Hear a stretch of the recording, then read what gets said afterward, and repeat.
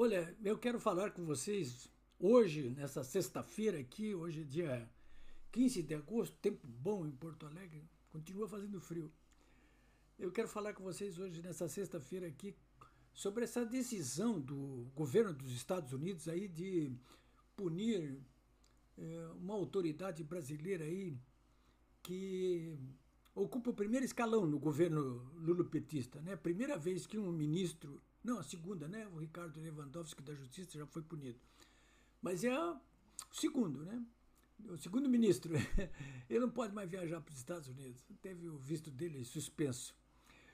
Sobre esse assunto aí, a jornalista Marta Esfredo, que é do jornal Zero Hora, aqui de Porto Alegre, o principal jornal, esse jornal é o carro-chefe da organização midiática RBS, Rede Brasil Sul, que é afiliada da Globo aqui no Rio Grande do Sul. É uma organização tentacular. O jornal e a RBS são aliados carnais do governo federal nomeado lulopetista, como a Globo. Pois bem, é claro que sendo assim, um e outro batem para valer no ex... Um e outro que eu estou dizendo aqui é a RBS e a jornalista, né? Eles batem para valer na oposição, de um modo geral, aqui, e particularmente no Bolsonaro, né? E ficam o tempo todo aí endeusando o seu governo de estimação, de plantão, que eles mudam, né? Depende tudo da SECOM aí, que administra as verbas de publicidade. Bom, na edição de hoje do Jornal Zero Hora, essa jornalista, Marta Fredo, faz a seguinte pergunta: até onde vai a covardia do Eduardo Bolsonaro? Olha só que título covarde, hein? Até onde vai a covardia da jornalista Marta Fredo? Até onde vai a covardia do Jornal Zero Hora? Até onde vai a covardia da RBS? Até onde vai a covardia da Globo? Perguntaram isso aí. Eu pergunto isso aí.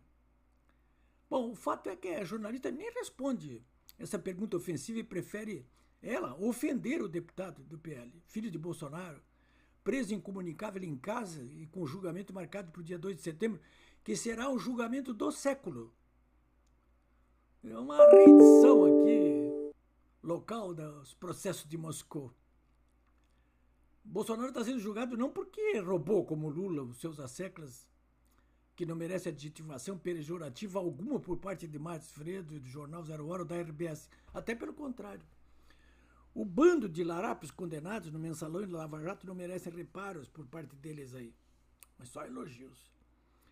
A Marta Fredo chama Eduardo Bolsonaro de bananinha por ter advogado a implementação de sanções contra dirigentes que no governo Dilma, 2011 a 2014, implementaram o programa Mais Médicos, que mandou 11 mil médicos no Brasil. Um programa até agora, até hoje, abominado, por exemplo, por todos os sindicatos médicos do Brasil, pela Associação Médica Brasileira. Marta Fredo chama, então, o Eduardo Leite de bananinha, hein? Quem é que é bananinha aí, no caso? Bom, o governo americano, ao iniciar ontem, quinta-feira, dia 14, uma nova fase de sanções contra os gestores do Mais Médicos, que fecharam acordo com Cuba lá em 2011, 2014, denuncia que o programa tinha dois objetivos: espionar, segundo, submeter os médicos a trabalho escravo. A jornalista nem entra nesses detalhes, né? Ela e dezenas de colegas dela aí, eles parecem até o cãozinho da RCA Vítor repetindo que é a voz do dono, né? Existem denúncias de médicos cubanos que permaneceram no Brasil, 2 mil deles ficaram aqui, de que houve sim espionagem. Isso aí, vai no Google ali, tá cheio ali de denúncia. Inclusive em juízo, né? Porque 159 deles ingressaram em juízo aí pedindo que fosse pago para eles o salário integral e não apenas 25%, né? Mas o pior é que dos 11 mil reais que na época, 2014, eram pagos aos médicos cubanos, esses 11 mil aí, 3 mil ficavam com eles, dos 11 mil. Mas o restante, praticamente 75%, ia para o governo comunista de Cuba, né? 65% ia para lá. e 10% ia para a Operação Pan-Americana de Saúde. Por isso que o governo americano está falando em trabalho escravo. E todos os médicos cubanos estavam submetidos aos grilhões da espionagem, além disso, de agentes secretos enviados por Cuba para vigiá-los. Isso é denúncia deles mesmos, de alguns deles, né, que ficaram aí, denunciaram, e nem voltaram para Cuba. Então, o que faz o Eduardo Bolsonaro, exilado nos Estados Unidos, por sofrer, ele e o pai, perseguições políticas atrozes, vítimas de uma ditadura que tem vergonha de dizer o seu próprio nome?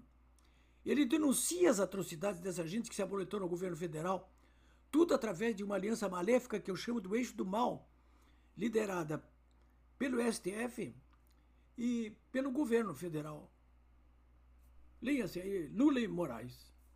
Os Estados Unidos sabem o que acontece aqui, até porque o chefe, o ministro, o secretário do Departamento de Estado, Marco Rubio, é filho de exilados que fugiram da ditadura comunista de Cuba.